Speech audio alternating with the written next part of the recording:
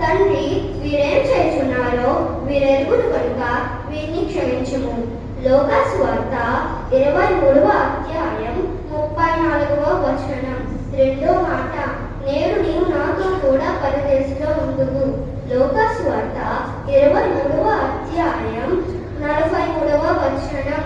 మూడో మాట, అమ్మా ఇదిగో నీ కుమారుడు, ఇదిగో నీ తల్లి. యోహాను సువార్త 19వ అధ్యాయం 26, 27 వచనాలు.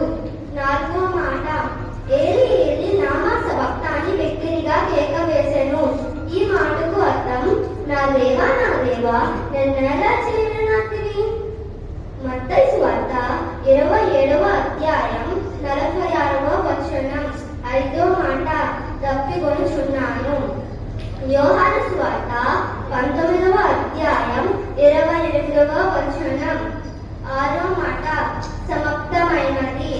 యోహాను సువార్త 19వ అధ్యాయం 30వ వచనం. ఏడో మాట, తండ్రి నా ఆత్మను నీ చేతికి అప్పగించుకొనుచున్నాను.